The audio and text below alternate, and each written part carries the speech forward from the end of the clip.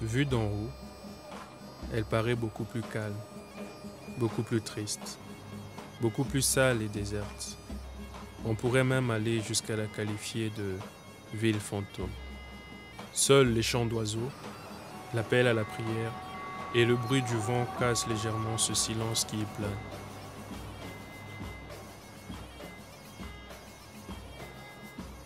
Tout porte à croire que son architecture est basée sur le même style de construction. Mais ce n'est qu'en regardant beaucoup plus loin qu'on se rend compte que toute une ville se dresse à l'horizon. Tunis, capitale de la Tunisie. Elle se dévoile encore plus belle lorsque nous arpentons ses larges avenues, ses boutiques de luxe, ses ruelles et ses marchés toujours mouvementés.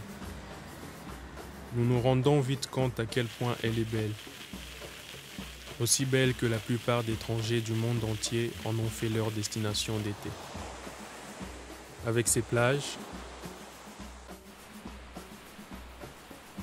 ses nombreux hôtels et son architecture ancestrale, Tunis se révèle être une destination des rêves pour les vacanciers.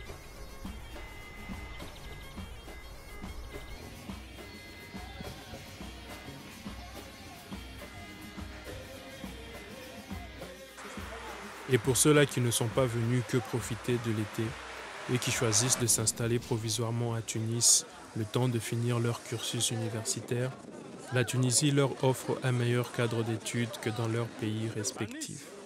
Il s'agit bien évidemment des étudiants étrangers issus de l'Afrique subsaharienne qui se sont plutôt bien acclimatés à l'environnement et se fondent très régulièrement dans la masse pour se mélanger aux Tunisiens et vivre comme les enfants d'une même mère, l'Afrique.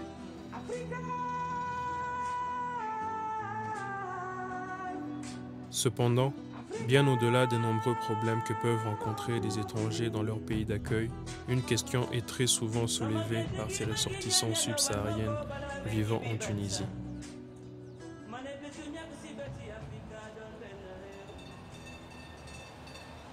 On retrouve ici, donc, qui est le problème de la carte de séjour. Et que voilà, donc mes frères et moi, subsahariens, voilà, on va dans des postes de police et tout ça, on dépose des demandes pour des cartes de séjour.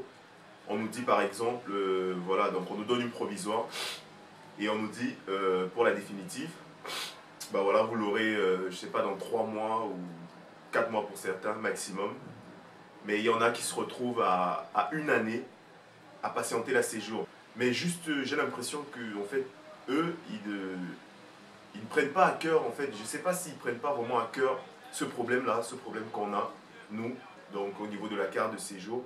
Parce que sans ça, vraiment, on ne peut rien faire. Donc moi, j'aimerais vraiment que le gouvernement tunisien essaye de voir quelque chose pour ça, donc essaye de trouver une solution, vraiment pour mes frères et moi, pour qu'on puisse obtenir les définitives dans les délais. Ici en Tunisie, nous trouvons des très bonnes universités, avec des très bons professeurs, des très bons programmes aussi. Normalement, selon la Constitution, il est dit qu'après 1, 2 ou bien 3 mois, on doit normalement avoir notre carte de séjour définitive. Mais on ne sait pas par quelle lenteur de l'administration. Tu peux faire toute une année sans avoir ta carte de séjour. Et de temps en temps, quand il faut sortir, on fait face à la police, la police, elle, nous demande de justifier pourquoi est-ce qu'on n'a pas notre carte définitive, alors que ce n'est pas notre... Bon, alors que ça ne nous concerne pas tellement, vu que c'est l'administration qui doit nous donner cette carte définitive. Donc on est confronté de temps en temps à ce genre de problème face à la police aussi, pas seulement la police, aussi face à certains individus.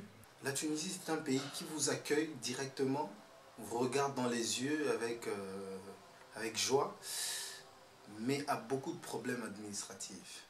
Il y a beaucoup de problèmes administratifs. Il y a des postes de police, tu déposes ton dossier, et voilà, ils prennent les dossiers, ils mettent dans les... je sais pas, et puis voilà. Il fallait que je me déplace au pays, parce qu'il y avait le mariage de ma soeur. Bah, j'arrive là à l'aéroport, ils me disent non, Tu n'as pas la définitive, il faut payer. Ils m'ont fait payer quelque chose de 800 dinars. Oh, 800 dinars, s'il vous plaît. Moi, quand je suis arrivé à l'Ariana, il fallait partir au ministère, voilà, tourner et tout ça, jusqu'à ce que je n'ai pas reçu. J'ai fait entrer en deuxième année. C'est en deuxième année j'ai eu la carte séjour. Je l'ai reçu quand? Le 28, ça a expiré le 30. C'est ça. Imagine, je devais voyager. Hein. Ce qui est désolant dans cette histoire, c'est qu'il y a une loi. La loi? Il y a une loi. Une loi tunisienne? Une loi tunisienne qui dit qu'il existe trois sortes de finances. Il y a d'abord la quittance pour les étudiants, c'est à 75 dinars. Il y a une quittance pour les travailleurs, 50 dinars. Et pour ceux qui ont perdu leur carte de séjour, qui veulent faire une réclamation, C'est là que c'est 300 c'est là qu'on devrait payer 300 dinars.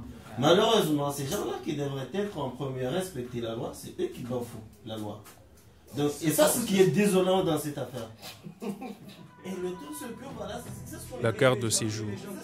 Ce document indispensable qui leur est délivré annuellement par la police municipale soulève beaucoup de questions. Notamment celle de savoir pourquoi met-elle tant de temps à être délivrée, car ne pas l'avoir sur soi équivaut à être en situation d'illégalité sur le sol tunisien. Magouille ou juste mauvaise foi de la part des autorités? Une question reste encore en suspens.